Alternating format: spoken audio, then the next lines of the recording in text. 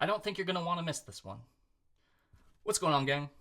So, somebody told me that I should watch this episode of the Joe Rogan Experience where Joe interviews Elon Musk. Now, I don't watch a whole lot of Joe Rogan or listen to a whole lot of Joe Rogan because that's not how I like to be entertained. But I thought to myself, I would like to hear Joe interview Elon and see how that goes. And it goes. It goes indeed. I really think Elon Musk plays his cards here. It's really kind of obvious what Elon Musk is doing. It's sort of akin to how a criminal can't help but talk about the crimes that they committed. It's kind of shocking how people can't see what's happening. And I feel the need to point this out. I'll get into all of that when we get to that point in the video. This is just a snippet of their conversation. I believe the whole podcast is like 3 hours, and I don't have that type of mental bandwidth to listen to Joe Rogan and Elon Musk talk. However, I did find the 20-minute snippet of the show on YouTube, which is what I will be reacting to, similar to what I did with the Zelensky-Trump meeting. For transparency purposes, this is not the first time that I'm watching this. It is actually the second time. The first time I watched it, I wanted to get like my general thoughts and have a general understanding of the things that they're talking about. And this is technically the second time that I'm watching this. Yeah, so let's watch some Joe Rogan, I guess. Okay, so this is Joe Rogan and Elon Musk talking about the fraudulent spending that DOGE has found within the United States government. Let's go. The Joe Rogan Experience. And that's the problem that I see with all this DOGE stuff. Right. Because everybody should be celebrating that we've found a way to cut out fraud and waste. Yeah. If you pay taxes and you don't like that you have to pay so much in taxes, and then you find out that there's significant fraud and waste that's been exposed, you should be celebrating it. This shouldn't be, oh no, the wrong people found this fact and now it's a bad thing. Yes. Okay, so I don't think anybody is mad about the idea of finding fraudulent spending and wasteful spending in the United States government. I think everybody wants their tax dollars to go to the appropriate things. I think the issue that people have is Elon Musk is not the guy who should be doing this, because Elon Musk and his Doge bros are incompetent. While the United States government can be boiled down to a really big business, we make money, we spend money, we budget. The United States spends so much money on so many different things, it doesn't fit nicely into that simple business mold that Elon's talking about, okay? The United States doesn't just make Cybertrucks or isn't just a social media company, okay? The United States has so many gears turning and it spends its money on so many different things across so many different fields. It takes very special people to understand that, all right? And we have those people. They're called inspectors general. They're in charge of figuring out if our tax dollars are going to the right places. Donald Trump fired 17 of them as soon as he got back into office. And then he replaced them with his lapdog, Elon Musk. The difference between your typical inspectors general and Elon Musk is the inspectors general is nonpartisan. It is their job to seek out improper spending within the government. Elon Musk, on the other hand, is probably the definition of partisan. The guy has a custom Make America Great hat that he wears around the White House. Okay? Do you see the problem that we're starting to get? All right. Elon Musk is going to try carrying out the will of Donald Trump. And the worst part is he's incompetent because he's trying to balance a checkbook like he's trying to run a business. And you can't do that with the United States. Like I said, we have money that goes to all of these different places, and if you don't understand the purpose of it or where it goes, you're going to do something wrong. DOGE is the definition of, hey, if you don't know what that is, don't touch it. DOGE does that. They're the person who indiscriminately touches things that they don't understand. Prime example, at the cabinet meeting there Elon was present at, he shut off funding for preventing Ebola. First, I don't know why there's a button for that. Second, why would you let this guy even touch it? Are you kidding me with that? That's the problem we have, is sheer incompetence on Elon Musk's part. I don't think it has anything to do with finding wasteful spending within the government. It has everything to do with incompetence. And that's proven with DOGE's wall of receipts that it keeps having to revise, because the funding and the money that they're saving isn't actually things that they're saving. They make more mistakes than what they're worth. That's the problem that people have. That's the problem that I have. It's the problem that the United States has at this point. Right? It's a shared problem. That's the problem, Joe Rogan. I don't know you thought about it that hard. But let's keep going. And then there's the fucking propaganda, the mindfuck of calling it U.S. aid. Sounds like the Department of Government Efficiency, if you will. Yeah. Instead of the United States Agency for International Development. It sounds like it's feeding hungry people. Right. People are going to starve, Elon. For the record, USAID or USAID has large humanitarian efforts across the world. Like I said, our taxpayer money goes to a lot of different places, and if you don't understand where it goes, you probably shouldn't touch it.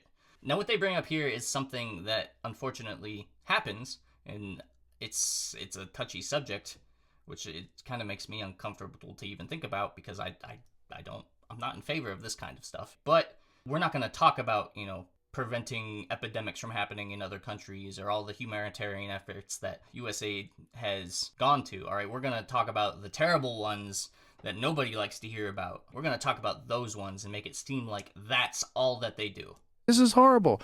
And then you find out, actually, it's like $250 million for transgender animal studies. Like, yeah, it's like literally mutilating animals. Yes. That's quite the snowball right there. We went from 0 to 1,000. We went from transgender animal studies to mutilating animals. I don't know anything about that, but we're going to keep going, and they're going to talk about puppies. Hey, editing me here. Just wanted to pop in and clarify some things. So, I don't know how much research Joe Rogan actually does into the things he talks about on his show. And it's really frustrating, because a lot of what he has said that I've had to look up really puts off I read it on Facebook vibes. And I hate that. I hate that so much. Right now I'm going to start with, we're talking about USAID, and what we're about to talk about quickly is pushing into NIH territory. USAID is humanitarian efforts, whereas NIH, National Institute of Health, provides grants to research involving animals. Like, they're going to be the ones to provide money towards medical research. And so I was kind of confused by that initially. I was like, I didn't know USAID provided grants and funding towards animal research. No, it's because we're quickly delving into NIH territory. So that's the first thing we need to talk about. The second thing that I wanted to clarify here is Joe Rogan is sort of promoting misinformation here, and I hate it, because a little bit of Googling goes a long way. Just look it up. So what Joe Rogan is going to talk about here is something called Beaglegate. And there's a lot to Beaglegate. Unfortunately, a lot of medical research is done by experimenting on animals, which is unfortunate and uncomfortable for me to talk about. However, I have to get through it when addressing this type of misinformation. So the particular part of Beaglegate that Joe is going to describe, it actually happened. The photo that he describes is an actual photo. I'm not going to tell you that these things didn't happen, because they did. The problem is he incorrectly states that it was somehow funded by USAID or NIH, and that is not the case. The journal that this photo came from, that he describes, incorrectly claimed that they had NIH backing. However, they had to make a correction stating that they didn't. Our government did not fund this particular study in Tunisia. My issue here is Joe Rogan could have picked from a handful of any instances of Beaglegate to illustrate the same point. All right, there are examples of our government funding this type of animal cruelty. dogs have been euthanized for the sake of science. That's a fact. My issue is Joe Rogan misrepresented the fact of the matter. If you're trying to prove that government-funded animal cruelty exists, pick the example that actually involves our government funding animal cruelty. Don't pick the one that has the pictures for the shock value. I don't know if he did this out of ignorance or if he did this on purpose and is trying to push some type of agenda. I'm actually leaning toward the former rather than the latter, simply because Joe doesn't seem to understand what good could come from experimenting like this. I hate to break it to you, but they don't just run these studies on animals for fun.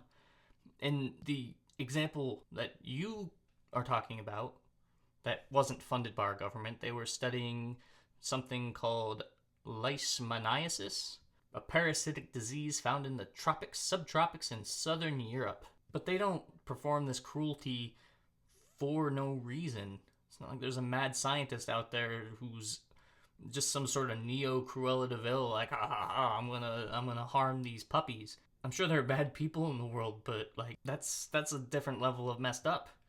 I think we can all agree that like experimenting on animals is a form of animal cruelty. However, someone somewhere has to think that the ends justify the means. Otherwise, it wouldn't happen. That's just a cruel reality, you know. Yes. Mutilating animals in demented studies. Yes. That are like the worst thing you could possibly imagine from a horror show. The beagle one. The beagle puppy one. Horrific. Yeah, Yeah. where they covered their head in a basket and put fleas on their heads to eat them alive. Yeah. And then they studied these beagles and then killed them. Like, what are you going to learn from that? All right, so that is something that actually happened. I don't know if it was actually funded by USAID. You can look it up, though. It is something that happened because apparently the government has to experiment on animals before they allow human trials, which we will get into here in a little bit. Good for anybody. Yeah. There's some really psychotic stuff that happens. So, yeah. I mean I guess the real threat here is to the bureaucracy. So, all right, so notice what he does here. He's going to exchange words. Like you probably saw, like, you know, let's say like Trump is a threat to our democracy, which is ironic since he was elected with the majority of the, you know, popular vote. They started saying I was a threat to democracy. But if you just replace threat to democracy with threat to bureaucracy, it makes total sense. No, okay. Let me get this straight. You can't say that you're a threat to democracy because that would be bad, right? You can't just be like, yeah, I'm a threat to democracy. That'd be just straight up admitting it. All right, we're going to exchange democracy with bureaucracy because nobody necessarily knows what bureaucracy is. Yeah, nobody likes a bureaucrat. Those dang bureaucrats. Does anybody know what a bureaucrat is? Does anybody know what bureaucracy is?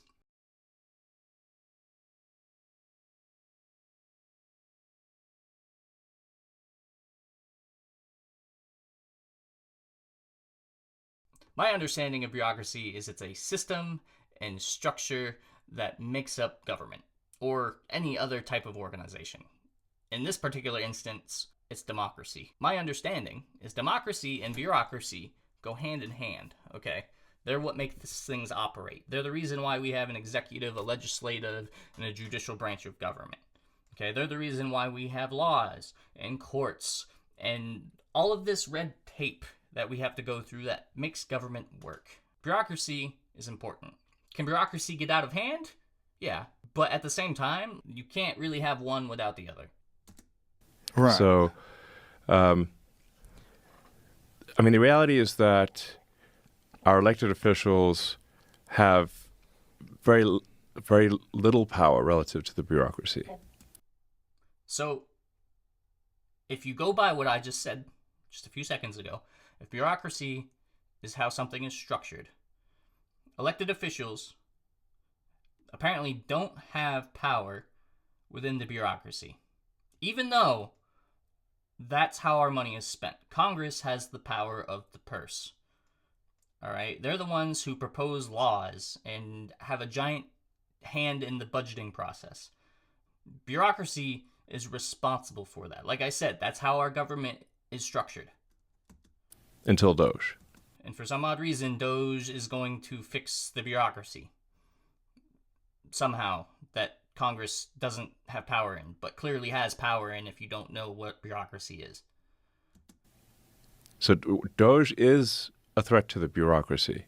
It's the first threat to the bureaucracy. Normally the bureaucracy eats revolutions for breakfast. This is the first time that they're not. That the revolution might actually succeed. All right, now, what are we talking about a revolution for? I didn't realize that finding fraudulent spending in the government was a revolution. I thought it was just something that people understood was a thing and needed to be fixed. What revolution are we talking about here, Elon? Oh, it's because when you think about it, it's because they're trying to overthrow a democracy. That's the revolution that they're talking about. Elon starts playing the cards here. You just have to think about it. It's not even critically. You just have to put all of the pieces together that are there. That we could restore power to the people instead of power to the bureaucracy. Now, the size of it Yeah. was when you guys first started investigating it, when you first get in, how much of it was shocking? Like this, just the size of it all. Well, the size of it all, the small decisions result in multi-billion-dollar outcomes. So, we'd see, it was a case where we saw one person was getting $1.9 billion sent to their NGO, which basically got formed about a year ago and had no prior, no prior activity. So they just stand up an NGO. The whole NGO thing is a. This is where Elon starts to talk about NGOs, non-governmental organizations, and how bad they are, and what a plight they are to the U.S. taxpayer. And this is what sort of inspired me to make this video, because as Elon started talking about NGOs, it made me realize that he's giving away the cards right now. Because as he described these NGOs, the only thing that I could think of is DOGE. My working theory is DOGE is modeled after an NGO. All right? And when he starts talking about that, think about that. A nightmare. And it's a misnomer, because if you have a government-funded, non-governmental organization, you're simply a government-funded organization. It's an oxymoron. Right. It's a loophole. Yes. It basically, the government-funded NGOs are a way to do things that would be illegal if they were the government, but are somehow made legal if it's sent to a so-called nonprofit. Does that sound familiar? Because my understanding is DOGE isn't an official government organization. They're not approved by Congress. Yet, we're financing them with U.S. tax dollars. But they don't have to adhere to the same rules as a department established by the United States government. Does that make sense? Let's keep going.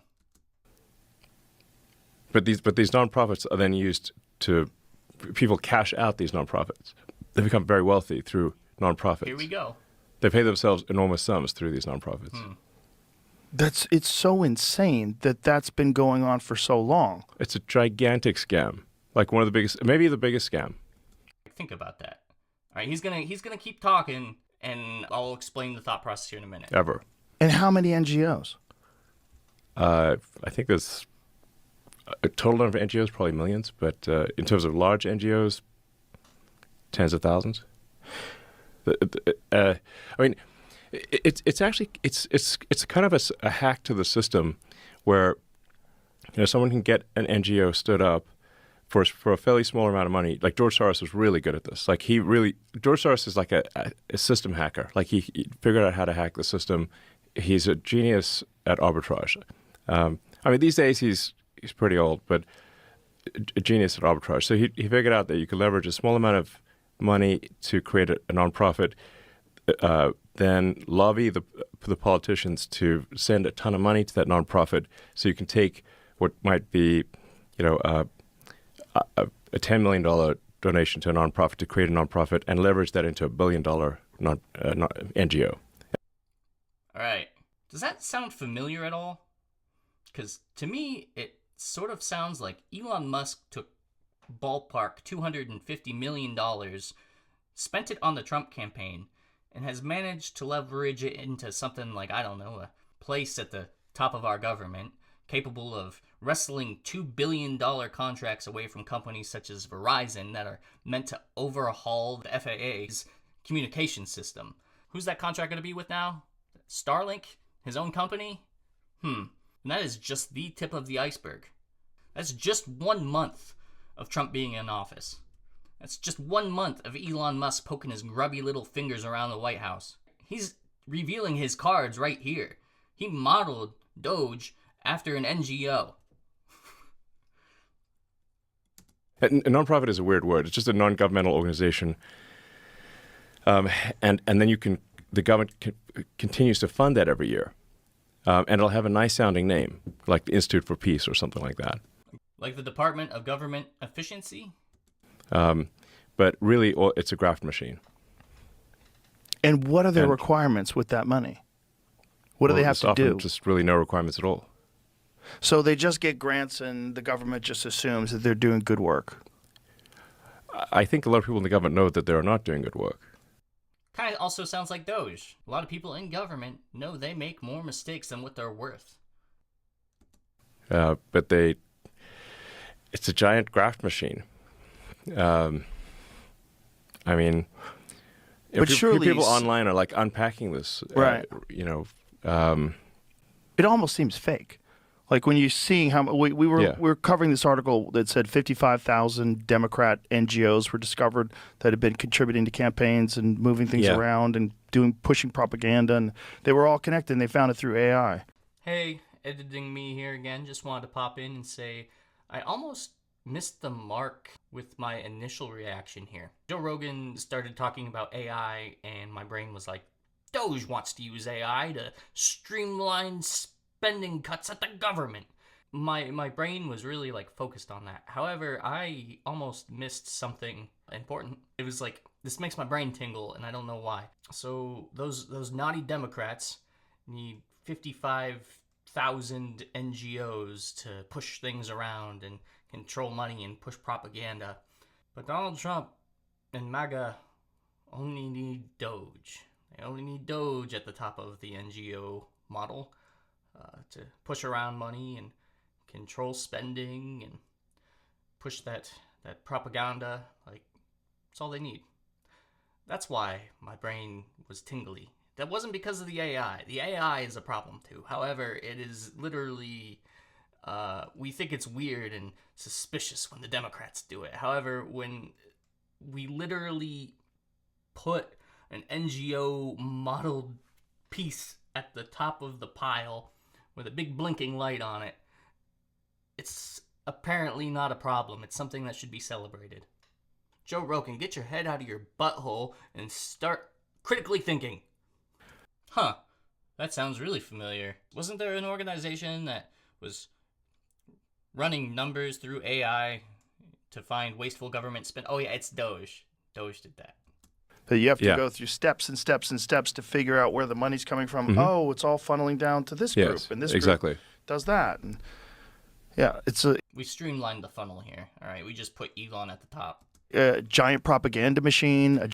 The giant propaganda machine, like the Department of Government Efficiency isn't a propaganda machine. Their whole shtick is finding wasteful spending in the government and making a huge deal out of it. They don't know what they're doing. It's a government propaganda machine. Joe Rogan, how are you not thinking about this? Like when you're talking, did you do any research about DOGE? Have you looked into it at all? I thought you were smarter than this, Joe. Like, how do you not see this? Giant regime change machine. Yeah. Huh, a giant regime change machine. Yeah. Yes, I mean... But does it do some good as well? All right, here we go. It does some good. So it's like... it's not like 0% good. Like I said, in theory, DOGE is a great idea if they were, competent and nonpartisan. It's like we should have probably just taken inspectors general and added like a few hundred more of them and made their processes transparent.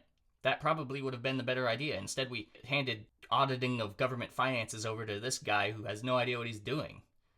But once again, this is the thing. Like I said, you can apply all of the things that he's saying to DOGE, right? 5%, 10% good. Do you think that DOGE gets a win every once in a while? Maybe. I couldn't tell you any, but I bet you if you look through government spending, they've probably found instances of wasteful government spending. None that are insane like they are claiming, but maybe small amounts. Like I said, 5 to 10%, like he says, of it's good, and it's a good idea in theory. If it was really 0% good, it'd be much easier to detect. So there's going to be some percent good that they add in there, but it's like it might be 5% or 10% good, but 95% not.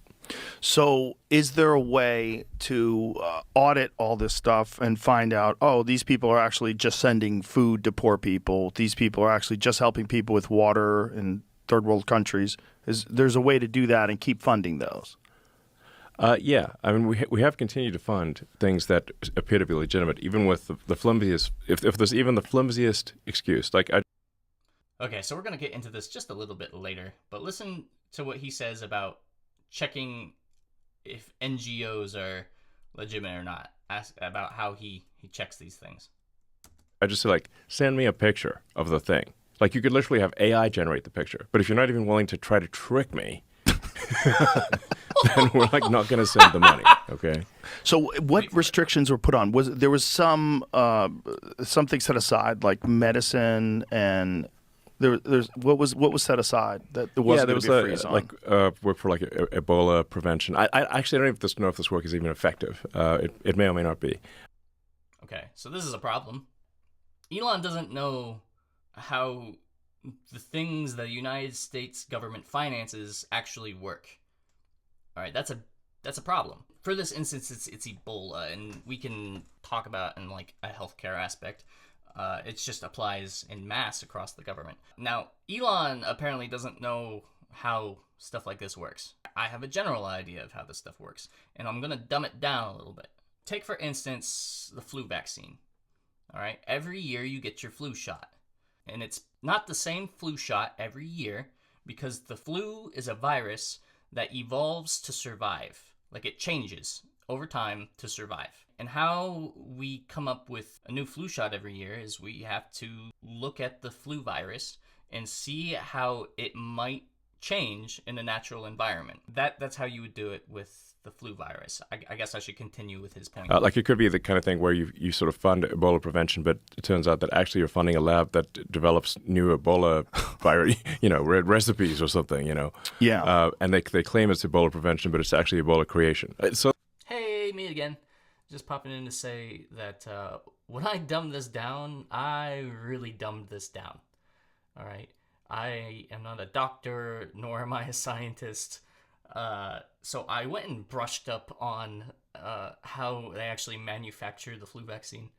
And I had some points right, but other points I was just like, oh, yeah, should probably do some revisions here.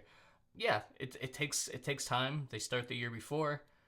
They figure out what popular strains are happening the season before flu season. And then they figure out what mix of flu strains go into their cocktail. They figure that out, shake it all up, and then they have to reproduce that result using eggs, like chicken eggs, if I understand correctly. They don't have to sit around and mutate it in a lab or something like that.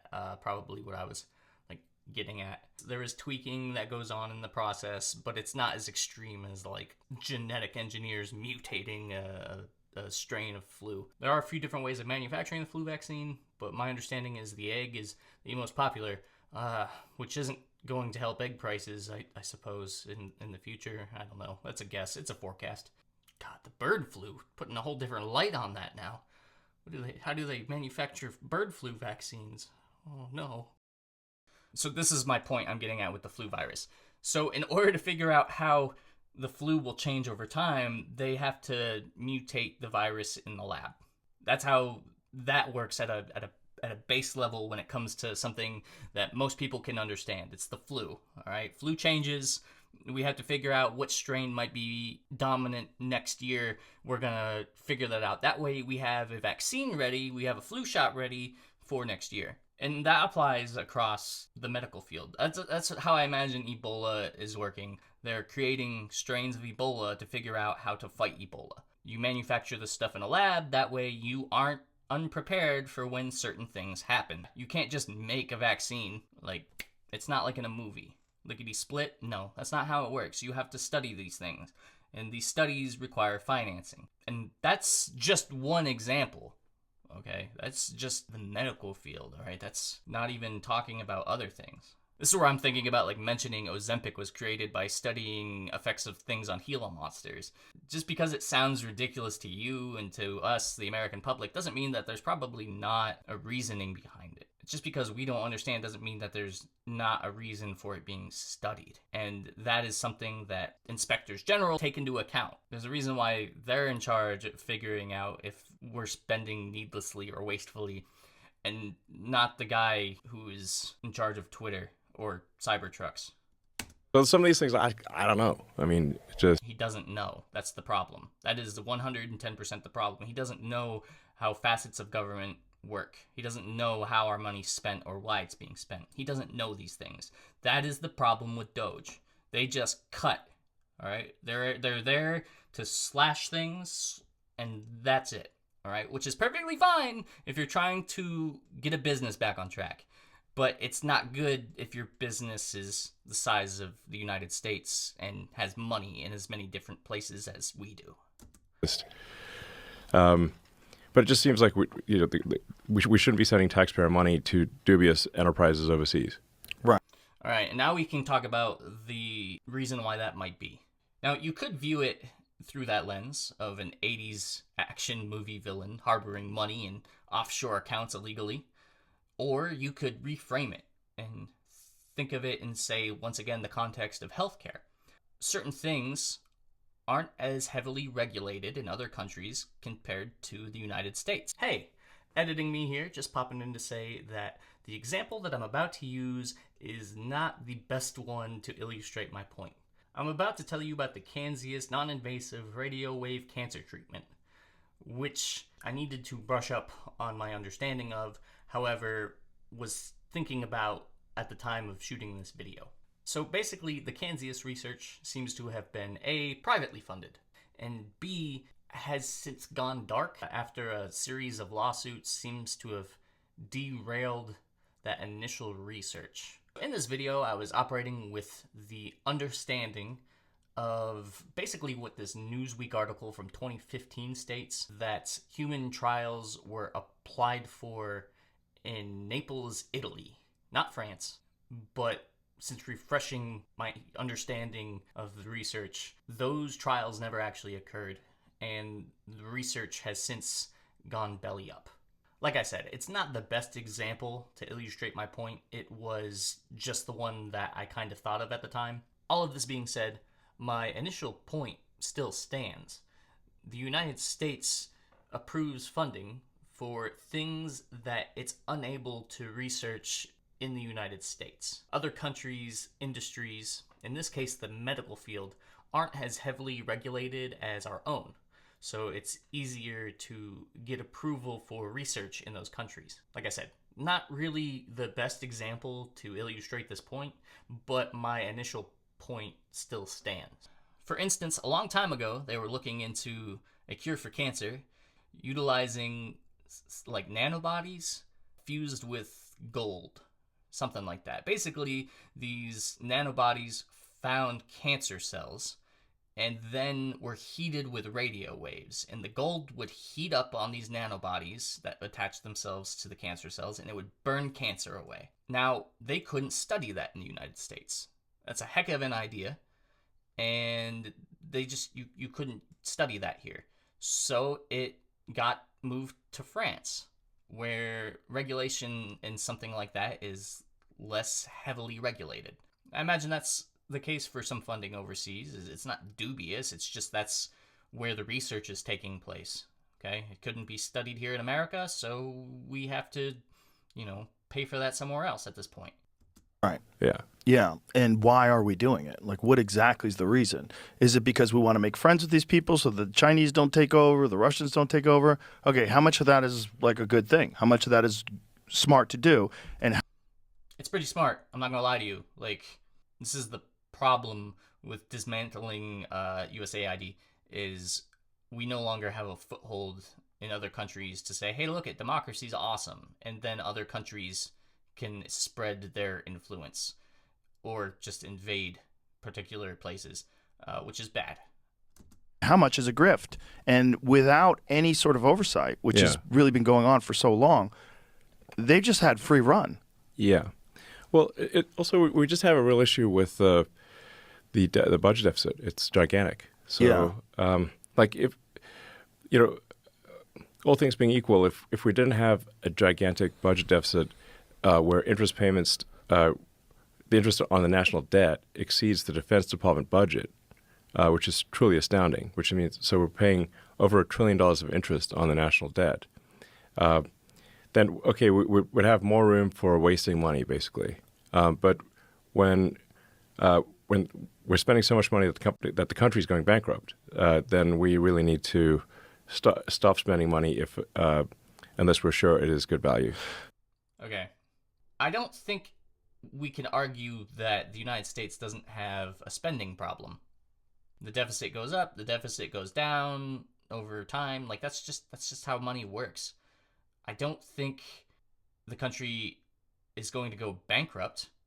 Granted, anything could happen, and I'm not privy to the inner workings of how bankruptcy works in regards to governments. But for a nation to bail out the housing industry or the auto industry or the flight industry, they save companies from bankruptcy. And I don't think you do that if you're at risk for going bankrupt yourself. Like, I don't necessarily 100% know how it works, but I feel like the odds of the U.S. government going bankrupt aren't as high as they make it out to be. Really, to solve our problem with money, it can probably be done over time. Like, you just have to sit down and budget appropriately and figure out where things are going and, eliminate your waste. But you don't do that in 30 days. You do that over time, like a smart person. We got a really big economy that isn't going to be solved in 30 days by Elon Musk of Twitter fame. It takes a lot of people figuring out a lot of things, right? So essentially, we're like a poorly managed business with an unlimited credit line that is off the rails. Absolutely. And if you were a person like you are who comes in and takes over businesses and straightens them out, that's exactly what you're doing. I mean, most of the time I create businesses from scratch. Like, right. Twitter was a case where, And this goes back to the fact that, like, Elon Musk is a tech bro. Can he run a business? Sure. Can he run a business that's as large in scale and has a scope and a budget as large as the United States of America? No. Like I said, selling Cybertrucks is completely different from managing the budget of an entire country. I kind of bought a company that was, I kind of knew it was a hairball. Well, you came in at Tesla in the beginning, but they were already doing something, right? No, Tesla did not exist in any meaningful form. There were no employees. JB Straubel and I joined 3 other people. There was no car. There was no nothing. So it wasn't even a prototype yet? No. Oh, okay. I thought it was a prototype already. No. There weren't even any employees. Oh. Wasn't it that's a funny narrative that people like to say, that you didn't even create Tesla then. Joe Rogan, I think you need to do more research on your guests. I'm just saying. Yeah, that's wrong.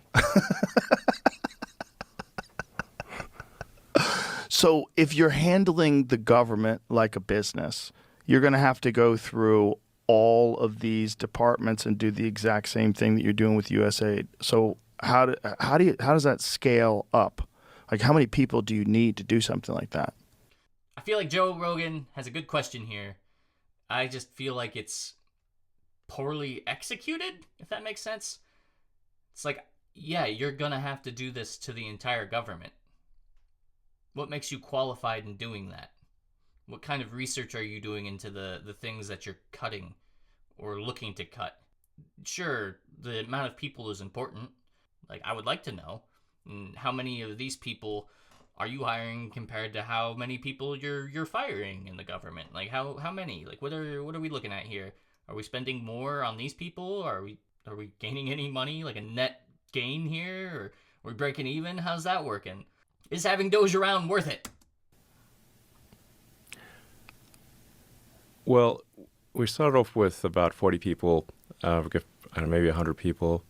And we're really just going through doing very basic things here. It's as bad as Twitter was, the federal government is much worse. Mm-hmm. So, in the case of Twitter, it wasn't a profitable company. It was like basically a break-even company, but at least it was break-even, and it had to pass an audit. The federal government is not break-even. It's literally losing $2 trillion a year, and it does not pass its audits. It fails its own audits. So, there's a case where, I think Senator Collins was telling me about how she gave the Navy $12 billion for more submarines, got no extra submarines, and then held a hearing to say where'd the $12 billion go, and they were like, we don't know. All right, now I actually looked that up, and I can't find anything about it, which means two things. It's either Elon Musk made it up, or Elon Musk just divulged classified information on Joe Rogan's podcast. I can't. Yeah, it's insane that, somehow you lost $12 billion or something like that. But did you lose $12 billion? And if so, is that classified information? Then that opens up a whole nother bag of worms. What else are you telling people that you shouldn't be telling people? We're not holding him accountable for this. That was it. Basically, the stuff is so crazy. Only the federal government could get away with this level of waste. It's mostly waste. It's mostly not fraud. It's mostly waste. It's mostly just ridiculous things happening. Because they've been able to do it this way for so long. They've become accustomed to it.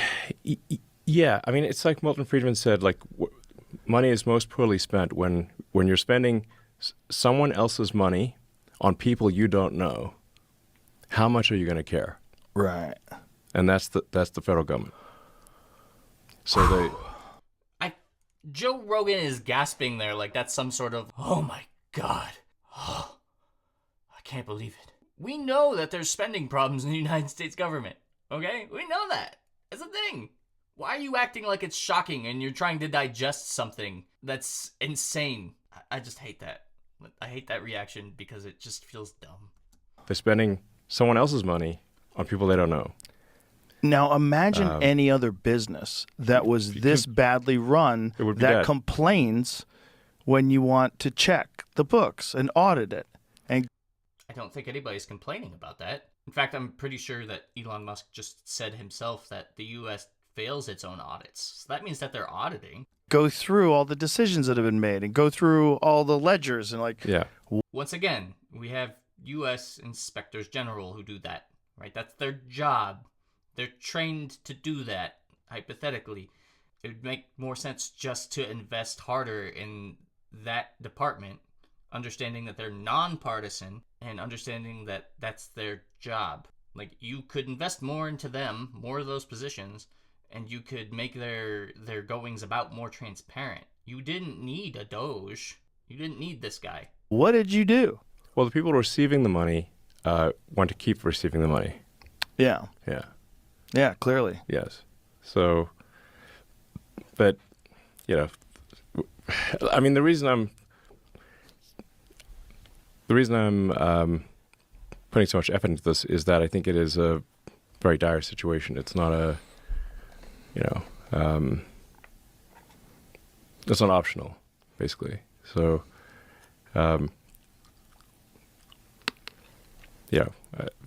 America's going bankrupt, so that just can't happen. It's just bizarre to me that some people aren't willing to look at it correctly. They're not willing to see like how much chaos this is, how much waste and fraud there is. I think it's ironic that I look at what Joe Rogan said there, say, yeah, I can't believe it. But then also, like, he supports this and doesn't realize how ironic it is. How? How much? Yeah, how much can be trimmed, and how much? Just because people have jobs doing bullshit doesn't mean your tax dollar should pay for this bullshit. Yes. We found just with a basic search of the Social Security database that Okay, now we're going to get into this. there were 20 million dead people marked as alive. Okay, so this is actually proven false. All right, Elon Musk is just a moron. Legal Eagle has a great video that I'm going to link in the description here that explains all of it. The way I'm going to explain it is stupid. Dumb it down for me and the way I communicate. But the way Social Security, the system it's set up in, the programs that it uses, are all really, really old. And the way that they're coded made sense a very long time ago, but doesn't make any sense now. And so in these databases, if you don't have a birthday listed, it defaults to the earliest date in that system, which happens to be really, really, really old. Okay, there's a reason for it. I can't remember what it is. It's in Legal Eagle's video down below. But it's kind of like if you like get onto a website or look on your phone or whatever, and it asks you for your birthday. And it'll go back clear to like 1824 or something ridiculous like that. And I bet you you've probably been like, why does it do that? It's because the way that the website and the system was built was to recognize the oldest date like that. So the way Social Security system's set up is if it doesn't have a birthday, it defaults to the oldest date in the system, to the birthday. All right, so all of these ancient people who are apparently alive, walking around 200 and some odd years old, it's not because it's fraud. It's because the systems need updated. That's the reason why. Now, could there be fraud in there? Maybe. I don't really know. I just know that they're exaggerating the fraud because they want it to appear like they're doing something, and they're not.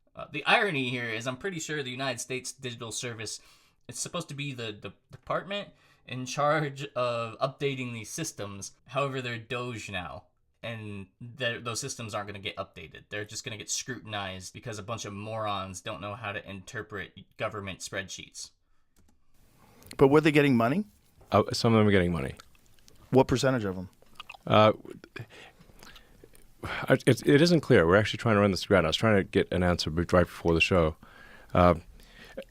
What it looks like is that most of the fraud is not coming from Social Security payments directly, but because they're marked as alive in the Social Security database, that they can get disability, unemployment, sort of fake medical payments and other things because they're marked as alive in the Social Security database. Mm. So it looks like it's a bank. The fraud is a bank shot essentially. They bank shot into Social Security. They just do an "Are you alive?" check. All right, notice the irony here, okay?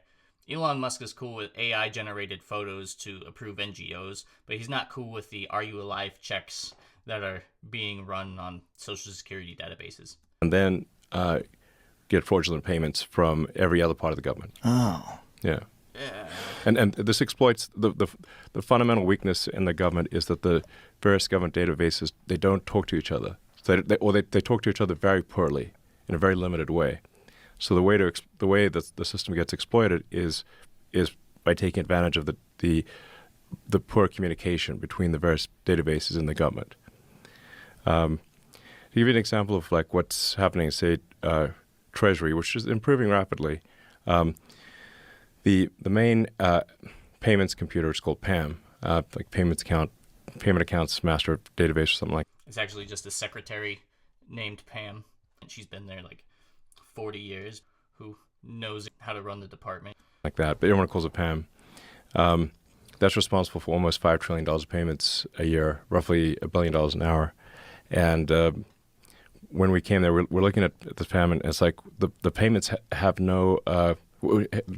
you could put a payment through with no payment categorization code and no description on the payment. Like basically untraceable blank checks. This is the kind of thing that if it was done as a public company, the company would be immediately delisted and the executive team would be thrown in prison. But this is just normal at the government. It's almost as if the systems are really, really, really old and need updated, because that's the case, all right? The poor communication issues that you're having, the lack of needing a code for payouts, like how it just kind of depends, I guess, on how old these systems are.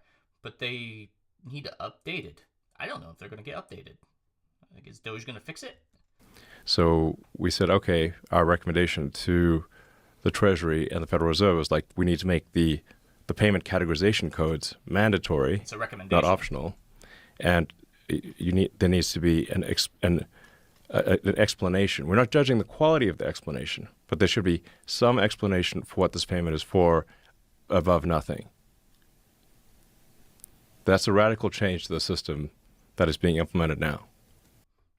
It's a modernized version of the system that should have probably been implemented the earliest, like probably a decade ago. Can you imagine that if you're Elon Musk, the guy who is responsible for building electric cars, showing up to the government and the system that it's running on is made in the 80s, and that's what it's running on, and it's not modernized at all? Can you imagine? Of course it looks worse than you could possibly imagine, because you're literally creating the most up-to-date equipment to put in your vehicles and social media networks. You're using AI to check things, and then all of a sudden you have to go back and, figure out how things are done.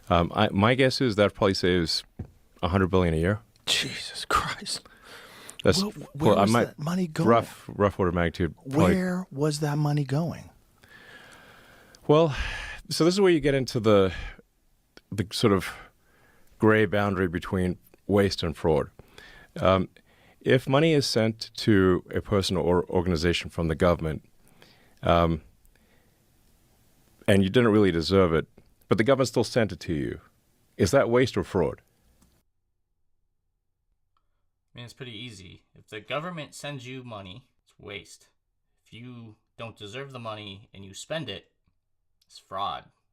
Like, that's not a gray area. That's just defining. Like, I don't think the government is being fraudulent and sending out money to people who they think deserves it because they're being defrauded. I don't even know if I want to consider it waste. Like, it's the government is sending money because they're being defrauded. If that's the hypothesis that you're running on. If the government knows that they don't deserve the money, and they send it to them anyway, that's wasteful spending. If the person that receives said money spends it, that's fraudulent. There's not a huge gray area. It's literally two parties, and how the money goes about being moved is what makes it either fraudulent or wasteful. Oh my god, this guy's a moron. Right. Joe Rogan doesn't understand. So, I mean, there's a lot of payments where someone just approved the payment, but then that payment officer changed jobs or retired or died, and the payments just keep going. It's like if you forget to pay your gym membership or something like that. Right. Now imagine it's not the gym membership. You said your gym membership's $20 billion a year or something, Like, I like that simplification of it. Like, you forget to turn off a subscription or something like that. But I have a hard time believing that the government is intentionally that wasteful with their tax dollars. Like, I have a super hard time believing, like, stuff like that isn't audited. I feel like that might be a big job of, like, inspectors general. But they forgot to turn it off. That's happening at scale in the government. Jesus It's totally Christ, nuts, is what I'm saying. So insane. Yes, it's totally insane. So what did you expect when you went in? Did you expect it would be bad. like this? I thought it would be bad, but I did not think it would be as bad as this. The problem that Elon Musk is having is he's incompetent. It compounds the problems that are already there. It's not like he understands how money in the government works, what it's being spent towards. So not knowing that and then trying to solve that problem, it just creates more problems. It's just problems begetting problems. It's because he doesn't know. It's much worse than what he thinks it is, because he doesn't actually know how our money is being spent. And it all stacks on top of each other. Like, if you have a problem and then you try to employ somebody to fix the problem, but they don't actually know how to fix the problem, you're just creating more problems. You're stacking the problems. You're compounding the problems. And that's Elon Musk's problem, is he doesn't understand the systems. That's the issue here. Look, the good news is that it's a target-rich environment for saving money. It is. It is a target-rich environment for saving money. The problem is Elon Musk has to aim at a bunch of targets, and he doesn't really know what target he should hit and which target he doesn't have to hit. It's like walking in one of those like shooting galleries, and you're supposed to aim your pellet gun at the bad guy and then ignore the little old lady down the street, except he's blindfolded with a machine gun. That's what's going on here. It's not like if it was a very well-run ship, if it was very efficient, it would be hard to improve. But it's not efficient, so therefore it is actually relatively easy to improve. Yeah. No. The problem with DOGE is they say that they're finding things that are saving us so much money, but they're not. This goes back to the walking back the wall of receipts that they have like on their website. They're not saving us money. They say they are because it sounds good, but if you like pay attention, they're changing things because their grandiose outcomes are not very big achievements in the grand scheme of things. To say it's not rocket science. I know rocket science. So it's a lot of mundane things. And some of the things are like so crazy that we didn't even know to ask about that because we just assumed payments out of the Treasury computer would have a payment categorization code and they would have some explanatory note saying what the payment's for.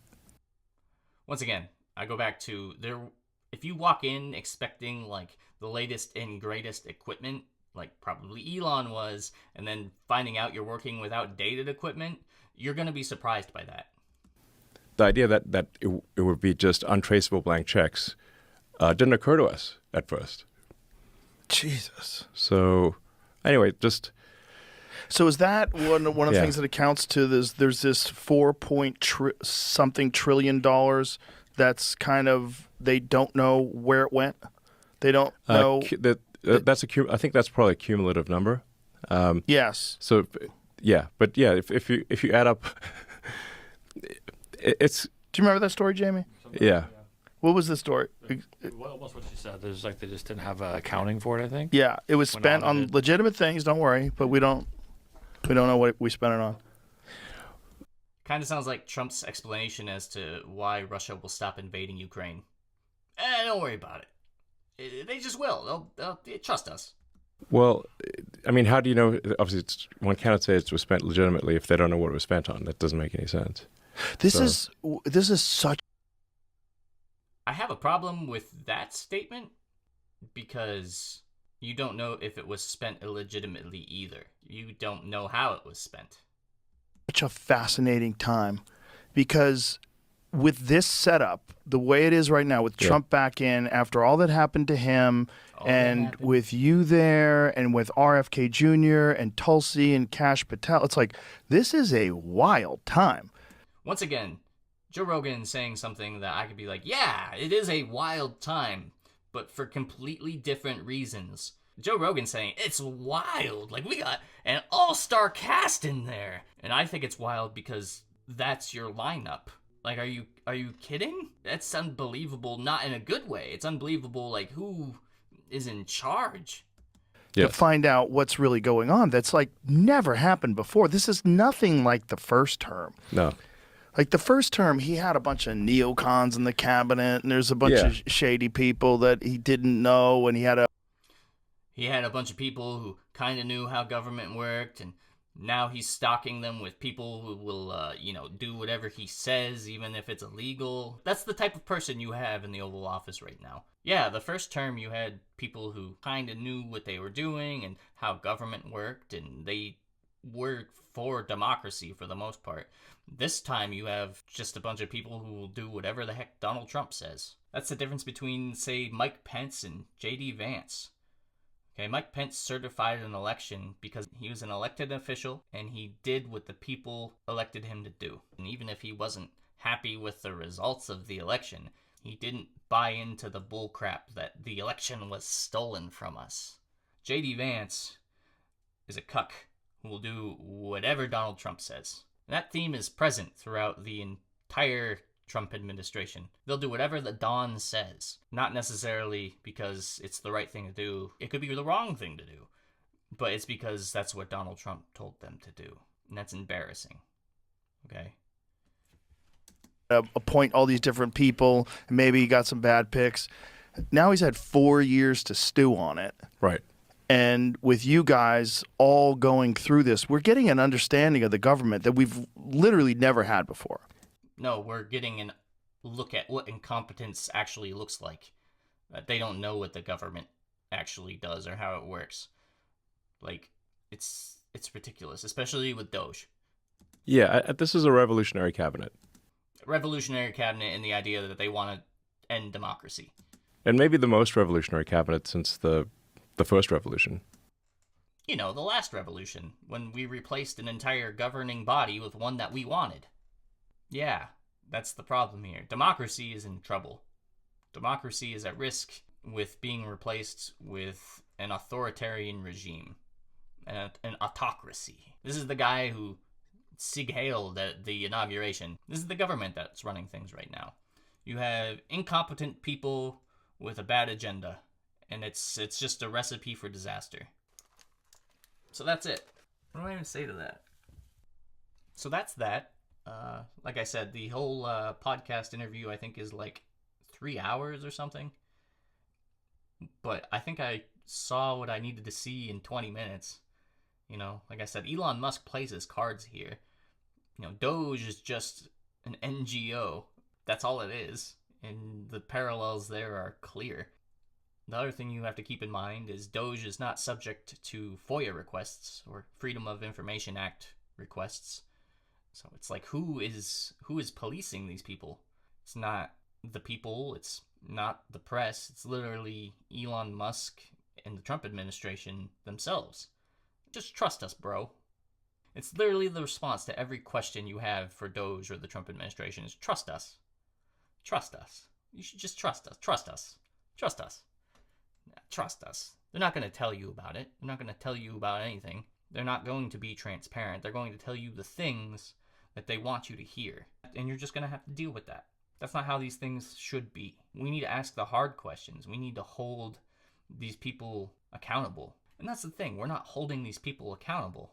Okay? That's why I've started making these videos, is we need to start asking the questions like, hey, isn't this strange? Or why is this a thing? Or this isn't right. You know, we need to start pointing out the corruption within our government. Otherwise, we're going to end up like Russia. And I don't want to end up like Russia.